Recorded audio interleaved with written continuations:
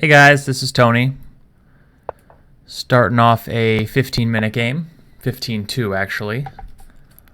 My first non-Sicilian themed video or book.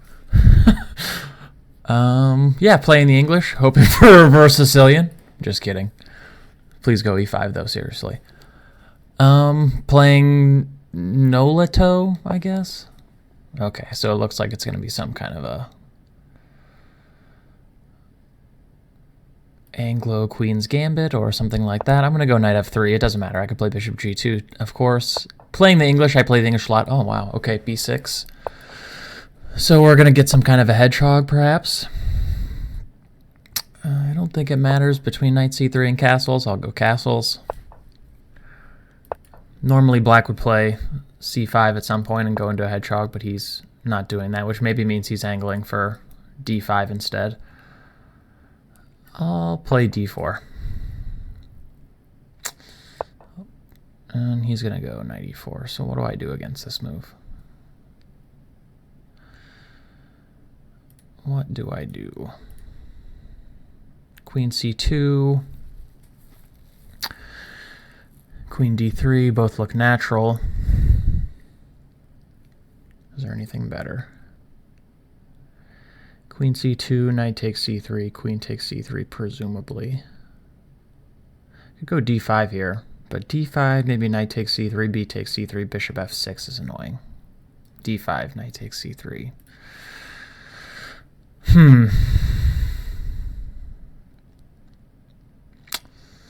Not the most common of opening variations. It just seems to me like queen c2 is the most natural move.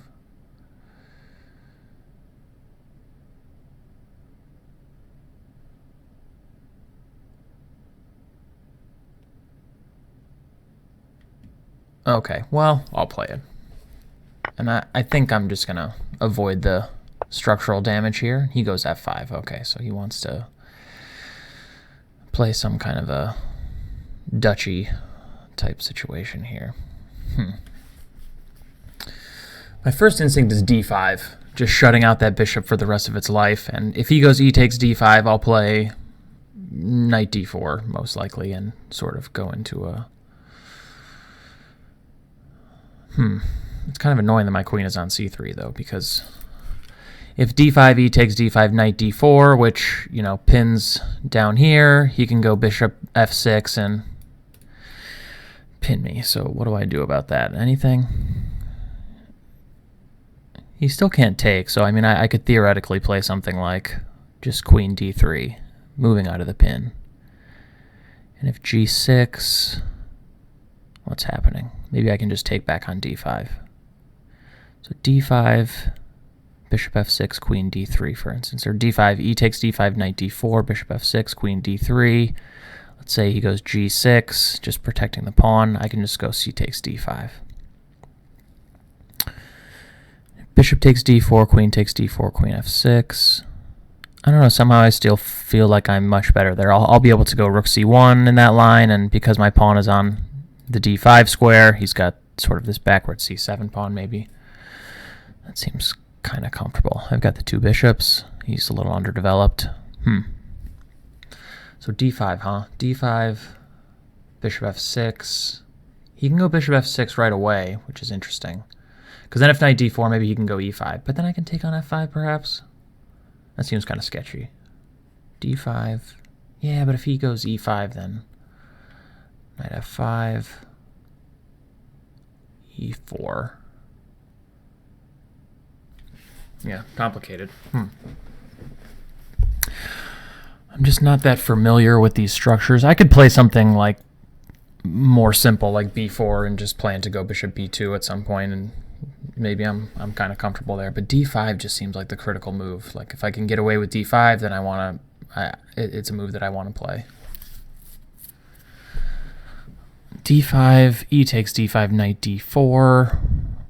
I'm committing a cardinal sin by just analyzing the same move over and over again. You can see why I have a penchant for time trouble here.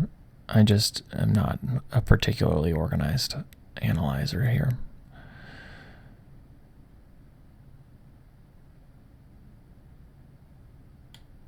So if d5, e takes d5, knight d4, what about c5? That looks kind of absurd, but it's possible.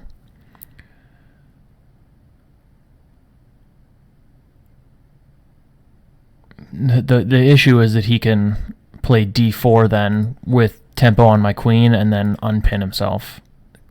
How can that possibly be a line? If I go b4 right away, you can play a5, which is kind of irritating. So am I really going to play like b3? That just seems so lame. What about rook d1?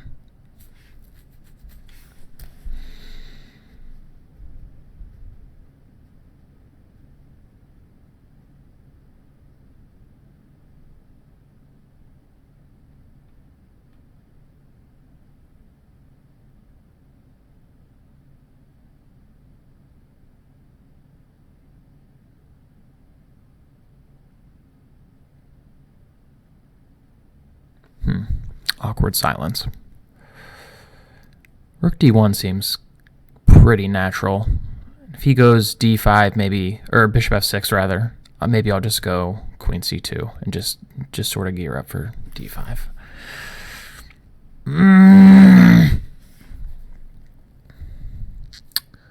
Okay, I'm going to play rook d1. This move seems very natural and also seems pretty reasonable. d5, I'll have to wait for a second. Hopefully not too long. And he goes bishop f6.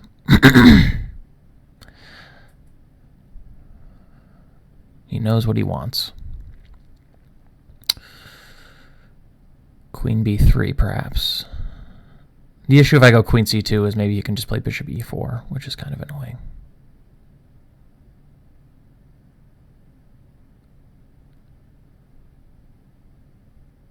Maybe I should just go b4. Yeah, but then you can play a5 again.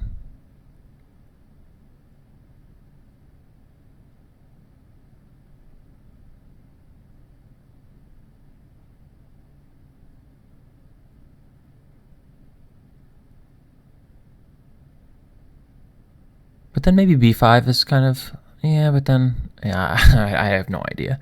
So b4, a5, b5 is sort of forced, and if he goes d6, he's going to have to put his knight on d7. Presumably d6, though, is kind of weakening. I wouldn't be super sad if he had to play that. Maybe I can just go, I'm going to play this. I realize I didn't form a complete thought there, but I'm going to play this.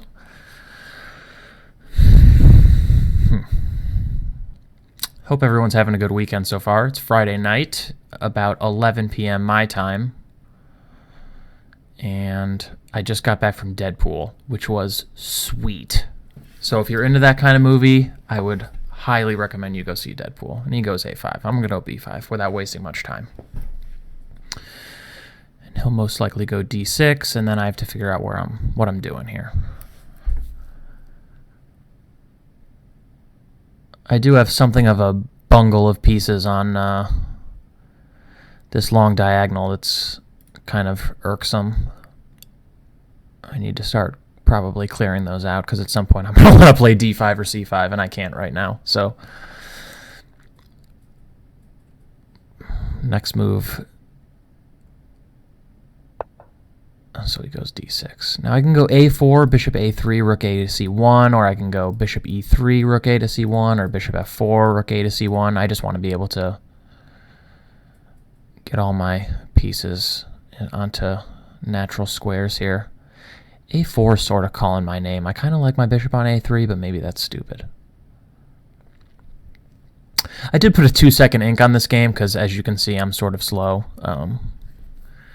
Bishop f4... Knight b to d7. I kind of just want to stop. Yeah. I don't know. a4 seems kind of slow. Like, I don't really want to waste time on that move if I don't have to. Bishop f4, though, I'm kind of, like, even black maybe can think about g5. Bishop e3. Bishop e3. It just looks kind of weird to me, but maybe it's a chess move. Yeah. The only thing that's tempting about a4 is that I'm going to want to sidestep this pin with queen b3 because it's just kind of a convenient diagonal, but if I do that, he can go a4 and harass my queen. It's not that big of a deal, but... So if I go a4, knight b to d7, bishop a3, can he go e5? e5, d takes e5, knight takes e5.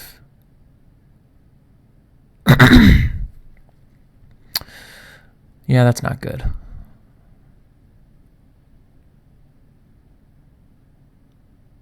What about bishop f4, knight b to knight d7, rook a to c1, e5, d takes e5, knight takes e5, bishop takes e5.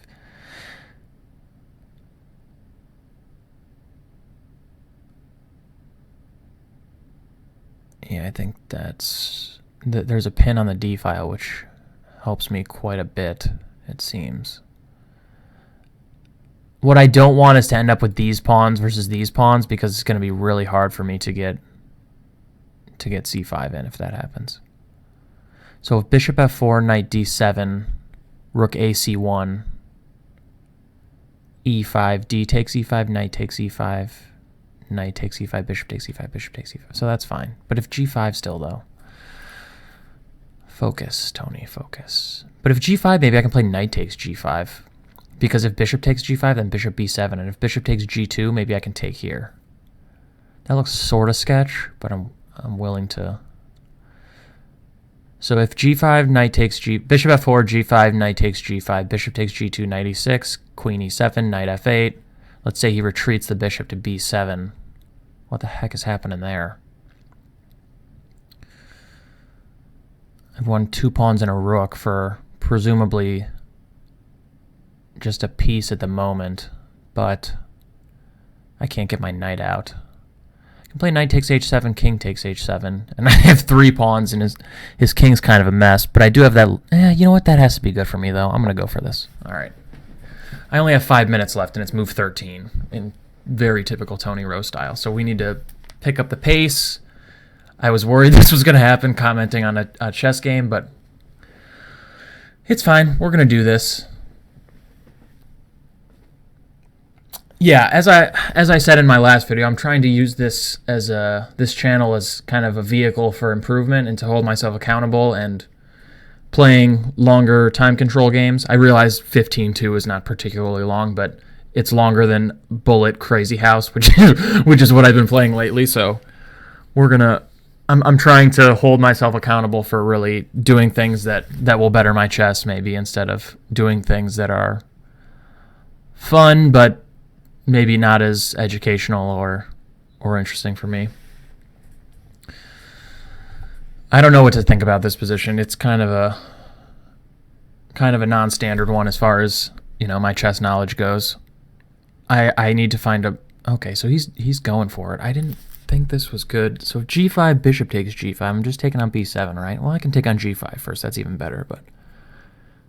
So he's going in for bishop takes g2, and then I'm going to take on e6. We're just going to do this because I don't have a lot of time. I don't know if he just didn't see this or he thinks this position's fine. It looks pretty sketch for black to me, but...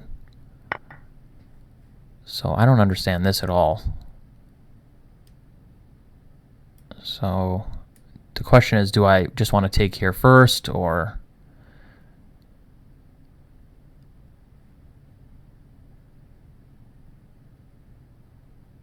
He's going to get f4 in, but I really honestly don't even think I care. I'm just going to take this, keep my structure intact. I can flick in f4 even if I want to here. Or I can take on b7, and on rook a7 I can flick in f4. That might be interesting, because then I can put my bishop on f3, and it's going to be really hard for him to get e5 in. You know what? I'm going to do that. I'm going to play f4, and I'm just really trying to restrain e5. This rook on a7 is going to be rough.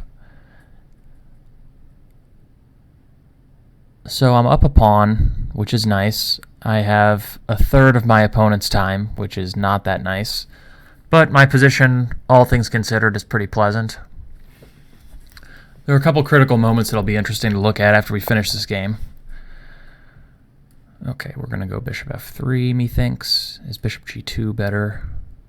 These are the kind of decisions that I waste time on that I shouldn't. Like bishop f3 and bishop g2 are essentially equivalent chess moves. It's just like, I'm just stupid enough to waste massive amounts of time on these moves. Like, for instance, I'm just commentating on it right now about how I lose massive time. I'm going to play bishop g2 just because of this. I don't know if down the road it's going to be relevant that, you know, my g-pawn's pinned or whatever. I don't think it's that relevant that I'm protecting this e2 pawn or anything with bishop f3, so here, see, he can't quite, maybe he can, but he can sort of go e5 here, but I'm not even sure I care. e4, f takes e4, bishop takes e4, he might be able to go rook e4, which would be unfortunate. I can go queen e3, perhaps, and just, yeah, I don't really want to do that, though. I really want to play e4, but it doesn't quite work yet, it seems, because of the pin. Rook e1 is a move. I'm going to go rook e1, and I'm just going to play e4 and take with the rook, and I'm just going to try and gang up on his e6 pawn here.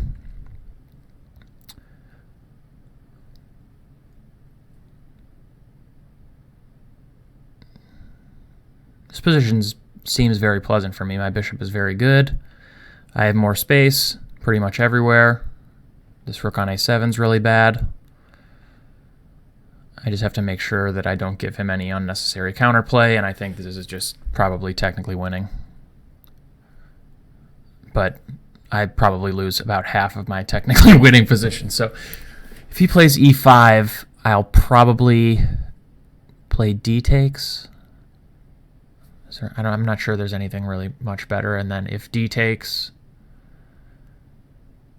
I might play bishop d5 check, king h8, and I'll have to think for a hot second. If e4 in that position, I can play, he can play e takes f4, queen takes g7 check, king takes, g takes f4, f takes e4, rook e4. Yeah, I mean, I have this weak pawn. Okay, so he's going for h4. And now I instantly regret playing bishop g2. But this doesn't seem like it's the end of the world. Honestly, I'm just going to play this. And he can play h4, but my queen protects it laterally, and I think king f2 is actually going to be relatively safe for me, and maybe he'll even regret giving my rook the h-file if he does this too soon. And with this rook on a7, I'm just really not that scared of his attacking chances.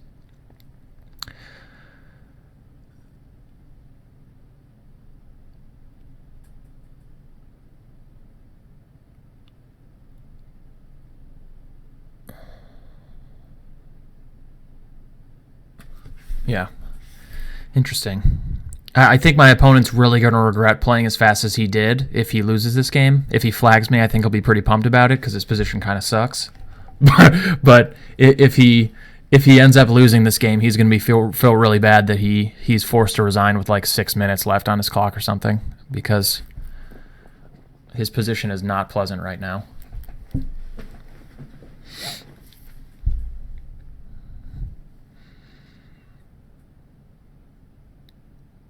e6 square is very weak. E takes f5 doesn't lose a pawn. He can, of course, meet it with e takes f5, but something like bishop d5 check, king h8, maybe just rook e6 seems kind of good. I'm going to play, which way should I take? I'm going to take with the rook. Just, again, there's this threat, and this is a weakness anyway. So now I'm just going to try and really turn the screws on this e6 pawn and tie all those pieces down to it, and bishop h3 is even possible in some positions. Rook a to e1's coming. Really unpleasant. I need to channel my chess spirit animal, Vladimir Kramnik, here and just grind this guy into submission. What's this guy's rating look like? So 1686 provisional in what I think is 960. I don't know what this dice means. Yeah, 960. I'm a Lee Chess admin. Don't know what the dice means. I'm just going to play rook a to e1. I don't see anything wrong with this move. Again, he would really like to play this in one move, but that's not how chess physics works.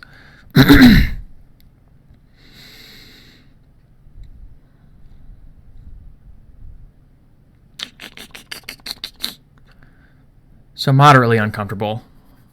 Nice tactic here, by the way. Queen f7, I can play rook takes e6 anyway, it appears like, because if rook takes e6, rook takes e6, queen takes e6, bishop d5 is game, set, and match. So that's kind of saucy. I think this is the same. Rook e6, rook e6. I can go bishop d5 here, but rook e6, rook e6, rook e6 is just looks completely crushing. Queen b1, rook e1. He can take here, but that has to be losing for him.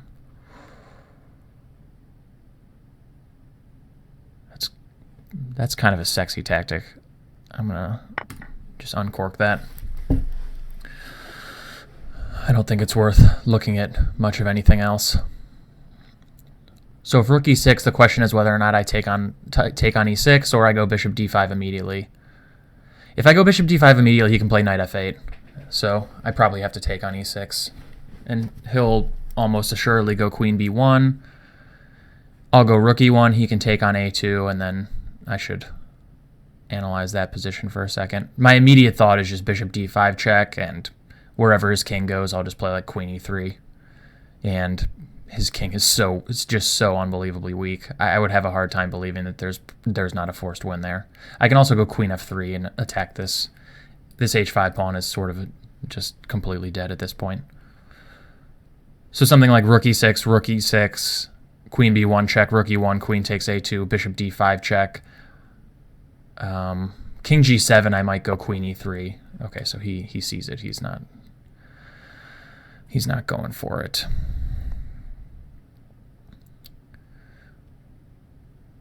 Is it worth contemplating anything but rook f6? I can go rook e7.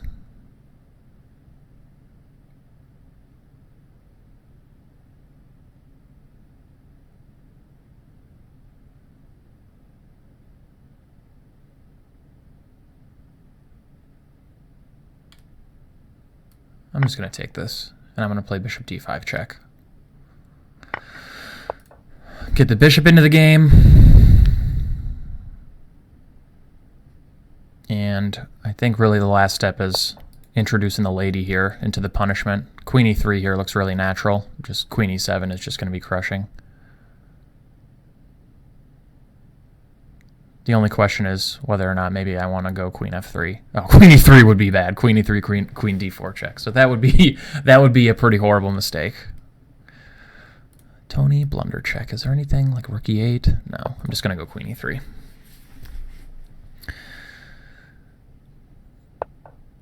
a4. That can never be the move. Uh-oh. Oh, my fiance is calling me. What do I do? What do I do? This is chess. This is a battle. I'm just going to go queen e7, and I'm up 2 pawns. I have bishop versus a very bad knight and rook versus a very bad rook. I'm just going to simplify. The Vixter, my fiance, she'll be understanding. She knows I have 14 people that want to watch this video, and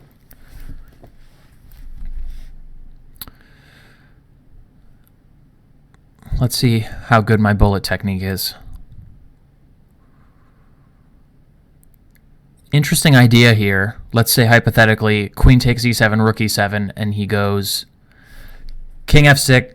This move's impossible, and this move would lose a knight to rook f7. So let's just say he goes to some lame square like king h6. So I'm going to pre-move this again. Let's just say he goes like king g6 or king h6. I can almost go c5. And if d takes, b takes, I can go b6, exploiting this pin. And I'm just going to go b7, or I'm going to go b takes c7 and just create a massive pawn. That is so sweet. Does rook f7 trap a knight? No, he can go knight g6. I think I'm just going to play c5. That just looks rough, because I'm also just threatening I'm just threatening. What am I threatening? C takes b6. Wow. I love this move so much. Rook a5 is possible perhaps, but I can just take on a7. And I think he's just probably losing. Doing it. We're doing it. We're doing it. Chess tactics. 38 seconds. Okay, b6 just looks brutal.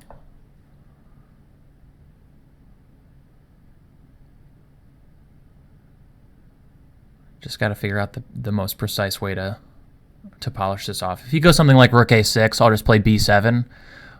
Rook b6 is forced, and then rook e8 threatens the knight, and b8 at the same time. So that's kind of saucy.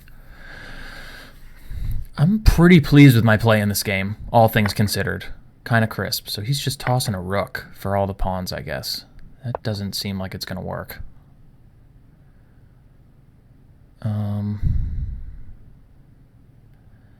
How do I finish this game off in the most precise way, though? Takes, rook a5. That wins a pawn. All right, we're going to do that.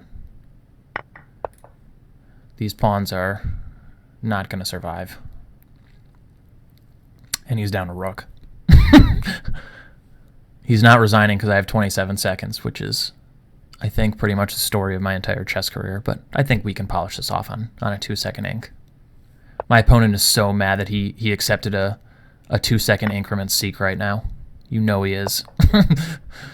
Okay, so he attacks my rook. I'm just going to play rook b5. He's probably going to play knight f6. And I'll just play bishop f3. No, he's going to play this out to the absolutely bitterest of ends. He's going to go a3 probably. This doesn't make for great YouTube content. Okay, he's not even going to go a3. He just is going to play down a rook and 2 pawns. He's just doing everything. All right, I'm going to go rook b7, praying for knight f6, and I'm just going to go rook b6 and take it and just win up a bishop and 2 pawns. He sees it. He's going to spend 5 minutes torturing me. Okay, we're going to go here. He's got to go knight g6, and I'm going to just go rook f6 and take it. For the rub-ins.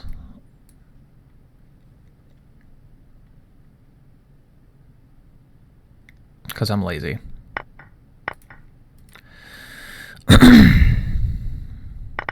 Fun times. King f2, he'll go king g4, I'll play king g2, he'll move it back, I'll play king f3. No, he doesn't even want to do that. Okay. He's going for the stalemate. I'll let you take my bishop too. Come on, do this. No. King first. That's what I always teach the kiddies when they're unfortunate enough to have to listen to me troll on about chess. We're going to make 2 knights here. No, I'm just kidding. That's mean. We're not going to do that. Check for stalemates. King e8. Oh, he resigns. All right. So we get the win. Nice game overall, I think. I'm pretty pleased with myself. So let's take a look at this for a second. Okay. So I'm going to turn off the engine for a second. Yeah, more normal in this position already is just d5 going into reversed, or not reversed, kind of just the English versus the Queen's Gambit type stuff. I could play d4 here and go into a Catalan if I want, just transposing to a mainline d4 type system. The new hotness in the Catalan right now is this 6d takes c4 stuff. Excuse me, and then if queen c2, a6. Excuse me. The usual move is, the old move I should say, is queen takes c4, and then black's point of this a6 move is that b5 gains enough time to go bishop b7 and not get roughed up along this diagonal. So the trendy move here is to go a4 and then take on c4 next move. And I believe normally black goes bishop d7 to put the bishop on the long diagonal anyway, and after queen takes c4, yeah, bishop c6, and I think a5 and knight a6, trying to capitalize on this. This a4 move by white is the normal way to play. So that's interesting. But white doesn't have to go d4 either. He can also play just bishop g7 and go into sort of independent English lines. For instance, I think bishop e7, castles, castles, b3, and then the main line is c5 or b6, and something like this. And then normally white goes queen e2, knight c3, rook d1, and at some point he plays c takes d5 and meets e takes d5 with d4. So like knight c3, or no, it's white's turn. Idiot. Either something like this, or I actually can't remember if queen e2 goes first. Queen e2 allows d4, but I'm not sure if that's a big deal. I have to brush up on these lines. The e6 lines are some of the lines that I know the least about, actually, because very rarely do people play them, actually, for some reason.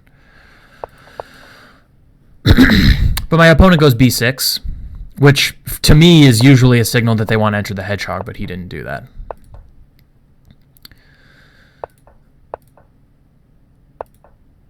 Yeah, like I said, more normal here would be d5, but even more normal maybe here would be something like c5. Going into a hedgehog, and normally black plays bishop e7, d6, or a6 here. There are some subtle move order issues between these moves. I don't know all the details, but for instance, something like d6, I believe white can go d4 here, and after c takes d4, they usually take with the queen. You don't want to trade off these bishops, generally, at least at the moment. So white normally takes on d4 with the queen. That's the normal hedgehog line, but there's also, it's kind of popular to go rook e1 with the intention of going e4, trying to gain extra space, block out these bishops, and then go d4, and then take with a knight. So for instance, something like bishop e7, e4, castles, d4 would be kind of the idea behind white's plan. And if c takes d4, knight takes d4. And we're sort of veering way off topic here since my opponent did not play a hedgehog, but this is kind of worth knowing. There's a very classic trap in this line that white is threatening e5 here. And the point is something like knight b to d7, e5 is kind of maybe a not so obvious double attack. So white is threatening bishop takes b7 and e takes f6. And if bishop takes g2, then just e takes f6. And the point is that retreating the bishop, I get to take a second piece. So normally black is playing something like queen c7 or queen c8. In this position, after queen c7, perhaps white can exploit the fact that black has not played a6 with knight d to b5. I'm not sure. Yeah, the main thing here is something like bishop e7, rook e1 is maybe not as good. There's a thematic idea here that black can meet rook e1 with knight e4. Usually black ends up with a little bit less space in a lot of these hedgehog lines, so trading pieces is sort of to his benefit. And in this particular case, the normal way for white to play is to play d3, kick the bishop, and then go e4, and then you go d4 anyway. In this case, black can play knight c6, and after this, play castles. And he's very solid. He's traded off too many minor pieces for white's space advantage to really mean that much. And this is a consequence of him being able to go to castle in response to queen takes d4. For instance, rook e1 I think is a little bit better against a move like a6, for instance, where if knight e4, then d3, bishop e7, e4, knight c6, d4. Black really is not well served in this position by the same idea, because now the pressure on g7 makes it hard to develop the bishop. So you see the computer suggesting f6. So yeah, a knowledge of these move orders is sort of required for successful play in the hedgehog, I think. So like against bishop e7, most people prefer to go d4. And then after c takes d4, queen takes d4, d6, it's kind of a normal hedgehog. Okay, so that's sort of a digression. But my opponent played, he did play this knight e4 idea after I played d4, which, you know, makes some sense. And yeah, I'm just not sure what to do here. I'm kind of curious what the general idea here is. Knight takes e4, bishop takes e4. I didn't necessarily want to do this because it seems hard for me to develop my queen to the squares that I think it naturally wants to go to, whereas after knight e4, queen c2, takes. My queen is not great on the c3 square, but at least I got some development out of it. Yeah, c5 makes a lot of sense here. What would I play in this case?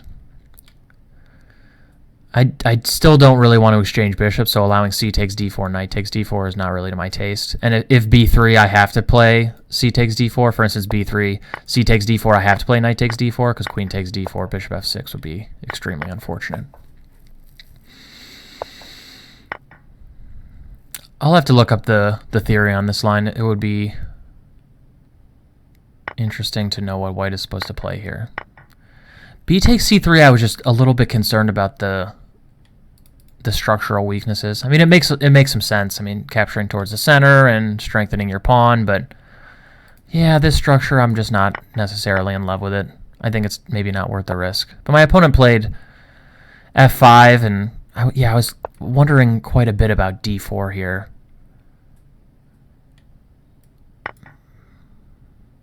My thought was this, but yeah, c5, I didn't find anything against this, and I'm really glad I saw this move, actually, because I would be in a lot of trouble here. For instance, I thought knight b5 and just d4, and black just is up a pawn and just completely killing me. The computer thinks I can play this, but what happens after this? I don't understand.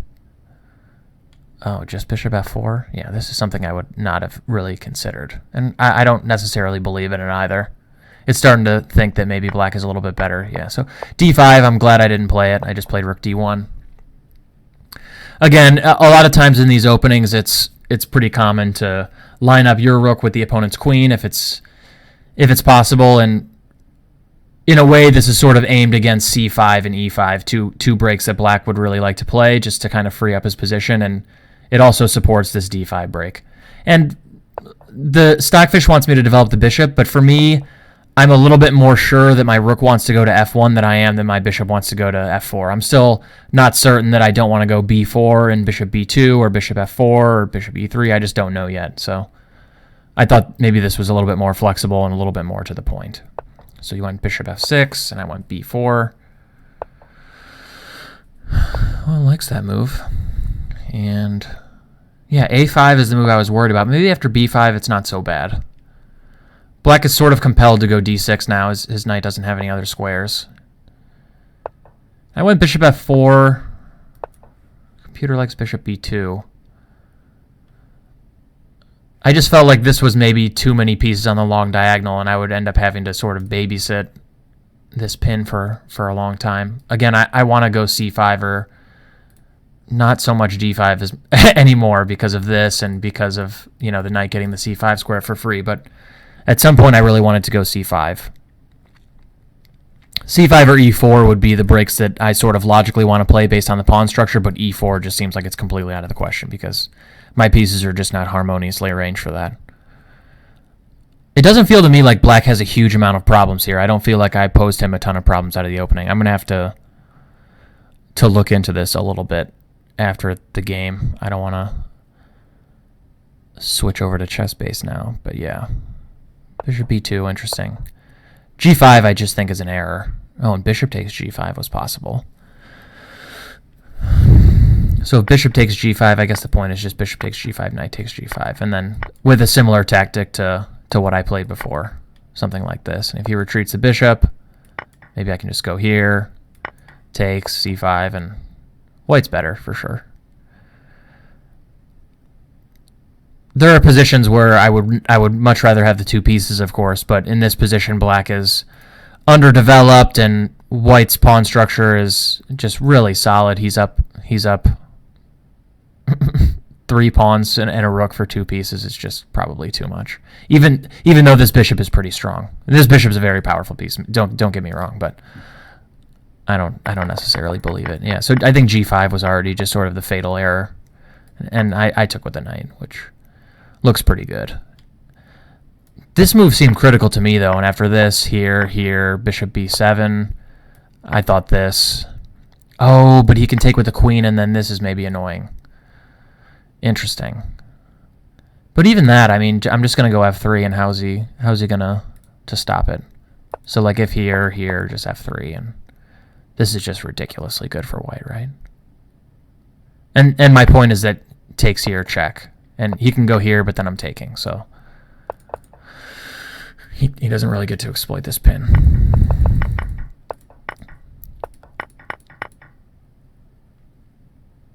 But just taking on g5 almost seems worse. I'm not sure. Because he doesn't get the light squared bishop, which I think it would be his only chance of real counterplay, and this rook on a7 is just so bad for the rest of the game. It's interesting to note that the computer does not like flicking in h4 as much, but now that I sort of show it, it thinks it's fine. I kind of like it. I mean, I would rather clamp down in this square as much as possible and try to accentuate this weakness as much as possible. But I also understand that it's kind of a loose move. I could just go bishop g2, and I thought maybe f4 is sort of black's most logical move, and white's no doubt better, but I didn't necessarily see the reason that I should give him this counterplay if I didn't have to. I just wanted to try and make him suffer as much as humanly possible. It is worth considering going to f3 here just to guard the h5 square, though. But again, I didn't want to worry about those lurking tactics on f4, so I went bishop g2. Yeah, rook e1, I like this move. I don't think I can go e4 right away, because if takes, rook f4, I mean, what do I do? Yeah. I mean, of course, like, I'm still better, but it's just not really necessary. Yeah. Again, and yeah, as is common in all of these Dutch structures, you get the same exact structure in the classical Dutch. So what move are we on? 20. If we go back, like, if you just look at a very typical classical Dutch position, for instance, this is the classical Dutch. So instead of g6 and bishop g7 like the Leningrad, or instead of d5 like the Stonewall in the classical Dutch, black sets up his pawns on d6, e6, f5.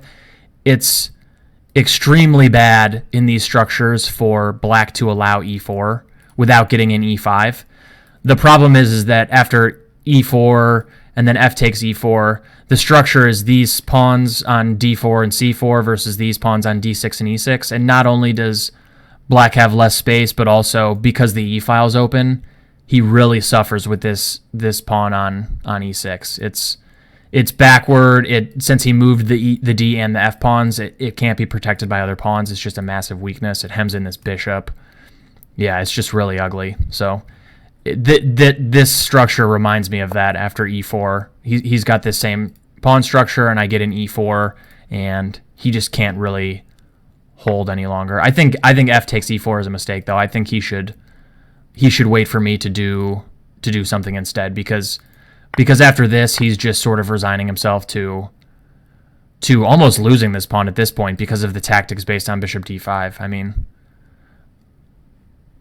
yeah, the computer is just saying just go rook a8 and just fix your development first and foremost, just drop this pawn, but it's all just completely losing. Yeah, he goes for this, but it totally fails to this tactic. And yeah, rook e7 might have been, the more principled move, but I sort of was just going for simplicity here, threatening to just trade off the queens. I'm up just too much material. My position is just too overwhelming at this point. I don't think I have to do anything particularly fancy. Knight g6 is definitely, a4 does literally nothing. Knight g6 would have at least stopped queen e7. I would imagine on knight e6, though. Yeah, the problem is I want to go queen e6, but then he can take this check. I'm not super sad about that even, but it's just not necessary to really allow that. Maybe queen d3 here, just looking to go rook e6 and then queen e3. Try and fix my major pieces, reorganize them in the right order if I'm trying to invade down the file with the rook first. Yeah, I mean, all of this seems just completely winning for white, though. Nothing particularly. And after this, it's just really... The only thing left to check is whether or not c5 is really all that good. But it just seems completely... I don't think he can take back with the b pawn just because b6 is so overwhelming. Yeah, like I said during the video, he pretty much has to play rook a5 at some point.